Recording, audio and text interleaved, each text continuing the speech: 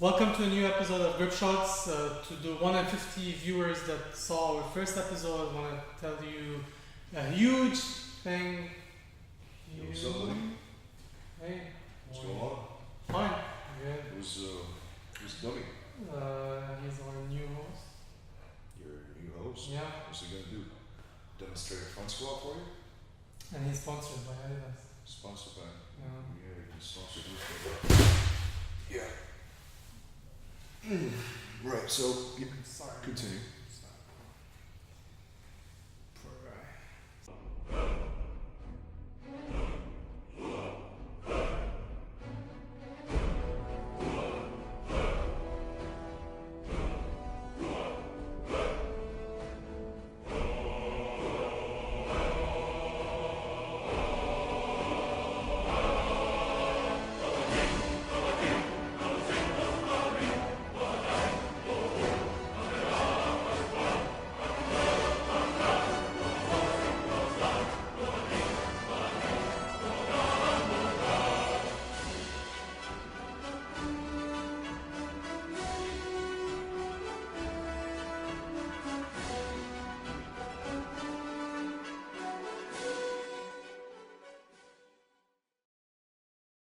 I can't believe you did that, bro. It was so No, nice.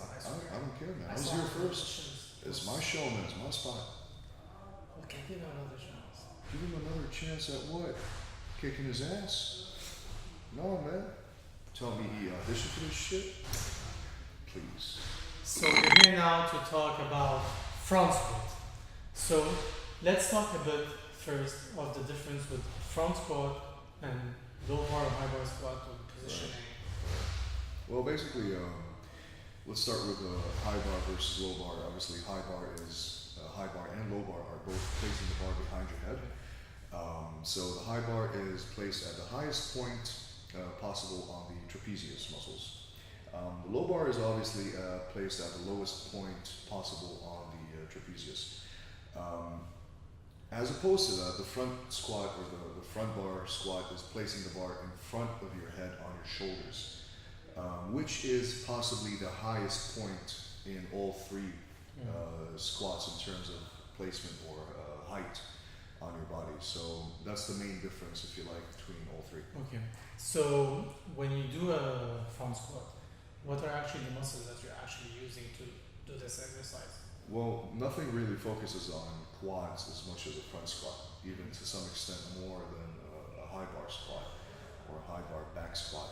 So the front squat is, why would a front squat really put so much emphasis on the quads? Because you cannot keep that bar placed on your shoulders and bend over. It is impossible. You have to maintain a very erect posture to keep the bar where it is or where it's. If they actually pressure on your back, on the lower back, very to minimal, keep on this very position. very minimal pressure. Okay. Almost. So let's start now with the demo part. So how do you actually do a front squat? Quite simple. I personally find it easier to do a front squat than a back squat once I gotten used to it. So when you place the bar in front of you on the rack, or the bar is ready for you to unrack, all you have to do is keep your eye on where you're going to place the bar on your shoulders. Make sure that it is 100% that you are in the middle of the bar, because once you unrack, if you're not centered properly, the bar is going to sway, it's going to knock you off balance. No need for that to possibly risk yourself.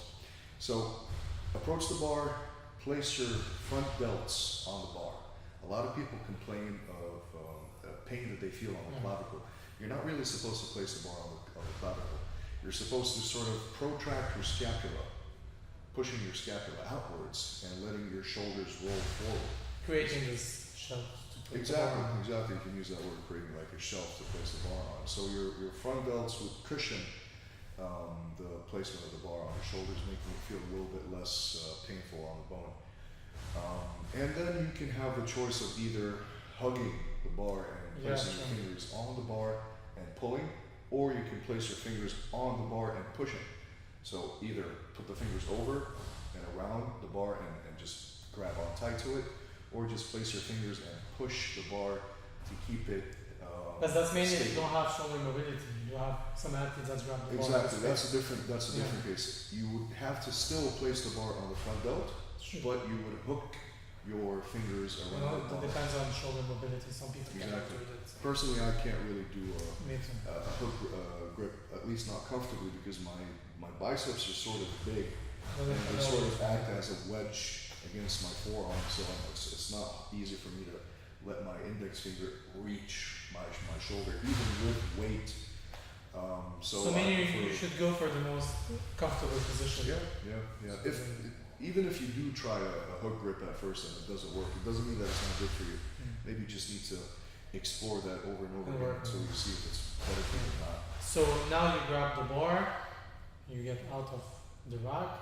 So how do you actually do it? First things first, you need to get used to finding your stance because it's going to be hard for you to actually look down as opposed to a back squat and see where your feet are. Some people would use a mirror to see where they stand, but in time, eventually, you'll be able to walk out and find that position instinctively. Because it's actually dangerous that if you stand incorrectly, if you go too low with your feet staggered or not in the best position, you could injure your ankles or injure your knees. So try to get used to finding your perfect stance first, the one that you would, pretty much the same one that you would use in a back squat, any kind, high bar or low bar. Keep your head up, keep your back as straight as possible, keep your scapula protracted if you're hugging the bar. And try to brace your core as much as you can. Try to keep your core as tight as possible. Take a deep breath and hold that breath in, go down, And squat. Squat, that's it. So now that we actually explained how we do front squat, so who are the people who mainly use the front squat in their training routine? Obviously, Olympic lifters, that's on top of the list. Olympic lifters, because the front squat is the transition between the Most clean of and the jerk, lifts. between the clean and the jerk itself. And also, it's a great accessory exercise to strengthen quads. With that said, obviously, bodybuilders would also like to do front squats. Maybe not that much now that there's so many, there's such a wide array of bodybuilding machines out there that could target individual muscles in the quads. But back in the day, you would see people like Tom Platz just going crazy on front squats and other bodybuilders as well. CrossFitters would definitely do front squat. Powerlifters do front squat, obviously, because again, we've mentioned this earlier, you're only as strong as your weakest link. It is it's imperative that you strengthen every single muscle involved in the lift and target it individually. Maybe powerlifters would not go for doing leg extensions and leg curls, but a front squat is still that main compound exercise that would help you strengthen your other main lifts. How do you actually know how deep you should front squat? Well, check this out. A lot of NFL athletes don't even go low in a squat. They do something that is known as a quarter squat, or probably even less than a quarter squat, because they're trying to focus more on the explosive power that they would probably use in a jump or in a sprint or a tackle. Very, very explosive power. They don't really need to go that low. And in other instances, according to their programming or according to their coaches, they might actually go full depth on other days or other routines. Again, this whole issue of depth is related to powerlifting. It's mostly about powerlifting and competing in powerlifting, and something for the judges to use as a criteria to decide whether or not your lift was good. In Olympic lifting, for example, no one really cares about depth. It's about lifting that weight from point A to point B. That's it, because your ultimate goal is to actually hold that weight up in your snatch or your clean and jerk, and holding it for a few seconds. Same time, sometimes a deep squat can actually injure you. Definitely, if you go too low in a squat, you would definitely be risking injuring your lumbar spine. now you're gonna tell me, wait, I see all these Olympic lifters going so low, like way beyond ass to grass. How come they don't worry about injuring their knees or injuring their back? Well, it's quite simple. They're lifting a weight using their arms. They're squatting a weight that they would eventually have to press with their arms. There's probably more risk of injuring their elbows and shoulders in a snatch than actually injuring their spine. So you're not really putting that much stress on your lower back because the weight is not that heavy. You're lifting a weight that you're eventually pressing with your arms overhead, completely upright. And they sometimes use what we call momentum.